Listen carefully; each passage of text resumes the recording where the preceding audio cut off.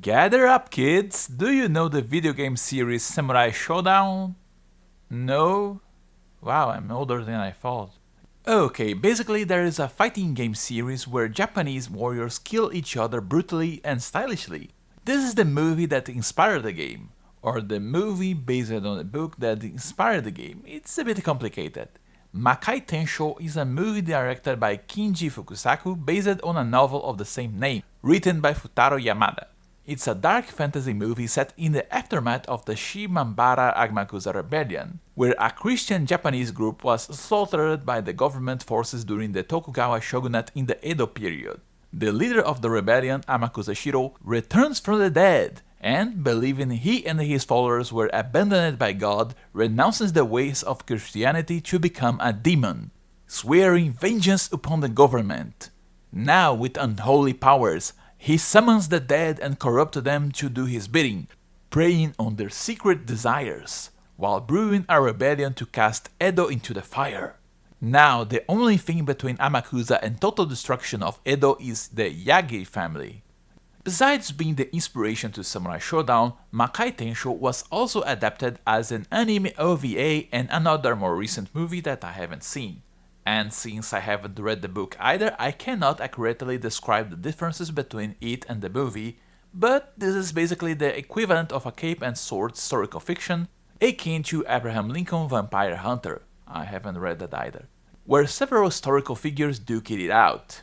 And this is an interesting case of a movie that knows its scope and range well enough and does what it can with its budget. There are several shots in tight but really detailed locales full of camera tricks. For example, the field of dead Christians right at the beginning.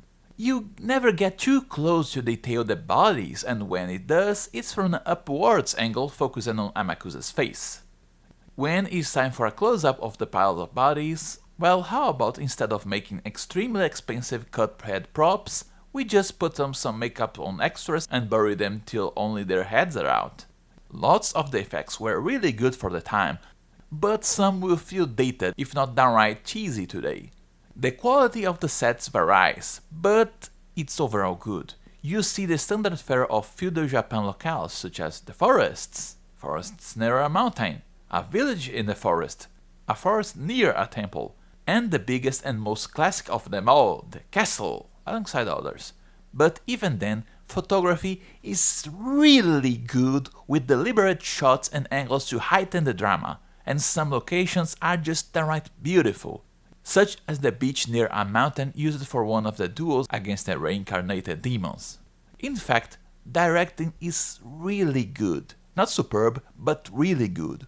All tricks of the trade are used, such as rewinding shots, angles obscured by debris to make action easier, and sadly some proto-formal shaking cam and quick cuts. There are some really good zooms and framing scenes, where a character is placed in a specific spot to contrast with objects or with the set itself. The director uses light very well, heightening specific facial angles. A character will turn demonic with just a simple shift in position in the set to illuminate his face from below, or a sword will be given the sole focus of a scene if it's just raised enough for the lighting to hit its side, making it shine. If a character is scheming, you'll see a strip of light over his eyes, which is sadly a lost art nowadays. This also includes practical effects during fights, such as flaming sets. Character designs are really good as well. They remain grounded, while at the same time alluring. Amakusa uses a mix between what Japanese believed what was Western style with kimonos.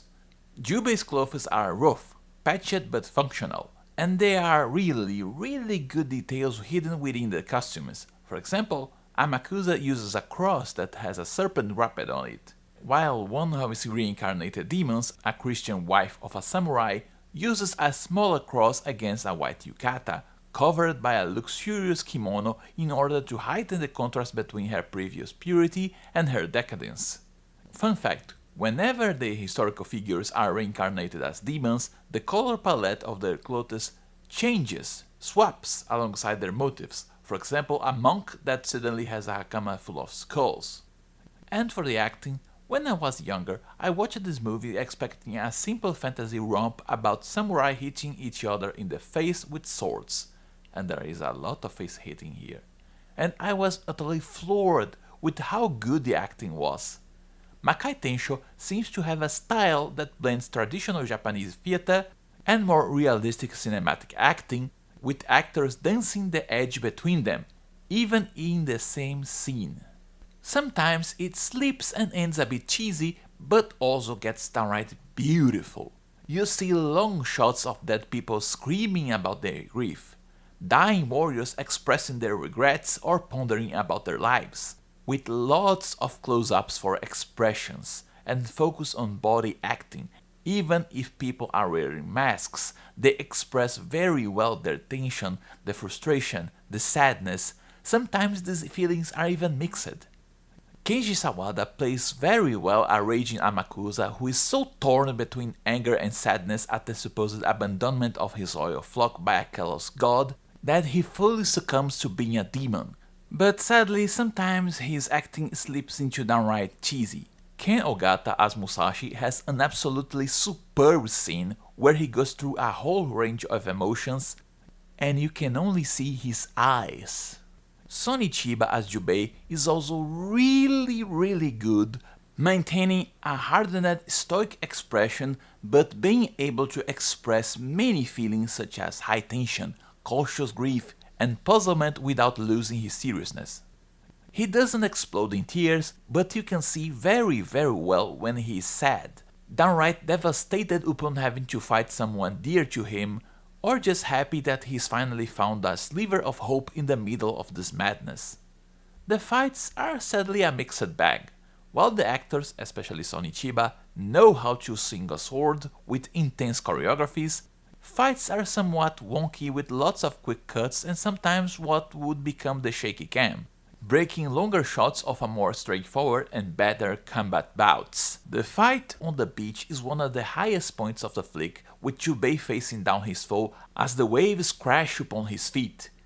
On the other hand, while I find interesting that the director or writer of the book made Amakusa fight with a Kusarigama style using the hair of his dead flock as a rope, I don't know why in the Nine Blazing Hells they decided to give it a kazoo sound effect. Being a movie adaptation of a book, Makai Tensho comes with the usual perks and problems. First and foremost, the writing, unless meddled up, tends to be different, deeper from the usual fare of movies. But sadly, in order to fit such a large story into 2 hours of insanity, a lot needs to be cut, and more often than not it results in a hurried pace. Makai Tensho is sadly no exception. A small research indicates that there was a lot of content cut, with characters being changed or downright disappearing. But the overall plot is still the same and really good. With the aftermath of the Christian rebellion, a vengeful Amakusa swearing revenge, turning people into demons, plotting against the shogun, flinging curses and dissent being sowed amongst the land, before Jubei gathers enough resources to fight, ending in an explosive climax. Due to the whole arc of the corruption being shown, this movie sometimes can feel like a slow burner, but the action is well paced, both in time and intensity. The crux of this whole affair is that human emotions clash with doctrines or societal expectations, leading to frustration, regrets, and death. Amakusa abandons his Christian ways to tempt those who are either dead or dying into becoming his demon servants, which means that every single one of his demons ends up being a fleshed out character by necessity. It's not just a matter of X was completely good or evil. I don't know about the cultural angle of the Japanese, but to me, these are simple people who clash due to their own passions. For some characters, Christianity offered them a new outlook in life, but also locked them from interacting with non-Christians. For other people, their dedication to the path of warfare either was used to suppress basic human emotions such as lust, with the expected explosive results, or left a gaping hole in their desires due to pride. And each converted demon is a twisted, completely opposite mirror of their former selves, with the narrative showing them as a serious threat but also as a not so innocent victims at the same time. That's because Amakusa needs to convince, to tempt each spirit he gets. Nothing happens just because. Characters don't stand still. While Amakusa acts, the whole government tries to properly react to what's going on, dealing with sorcery, corruption and societal expectations. And in the middle of this turmoil, Jubei, a ragged samurai that is also trained in the arts of the ninja, and his family. While it would be quite easy to make him an unstoppable stoic badass, the narrative paints Jubei as a person that reflects and ponders about each one of the demons he finds, no matter how briefly, while maintaining a clear goal of stopping Amakusa and his brewing rebellion. Interestingly, his willingness to adapt and fight dirty is shown as completely off, but at the same time vital, constantly scoffed at, but shown to be efficient.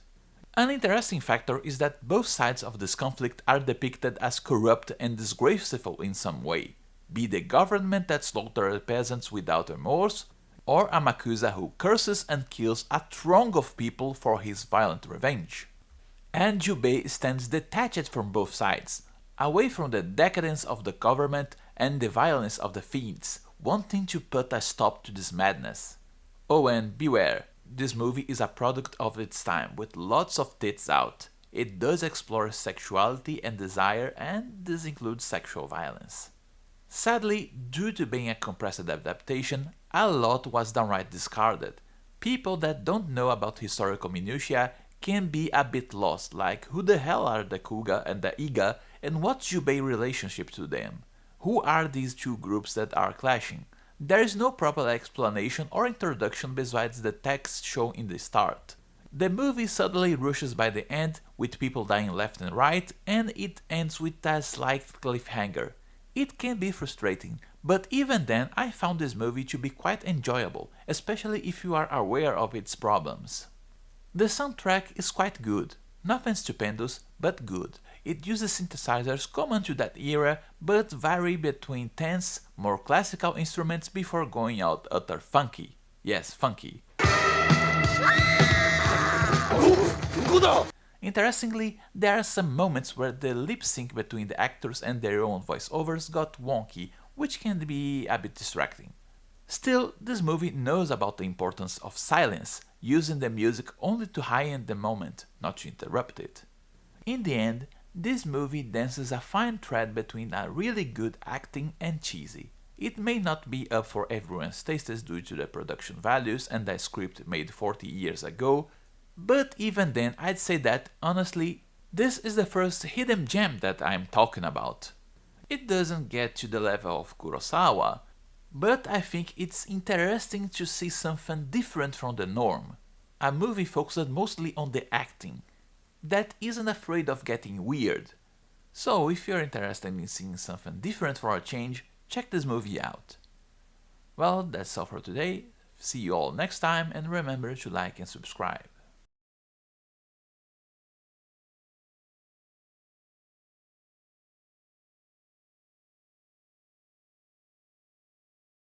Critic, 魔物によっては魔物を切る。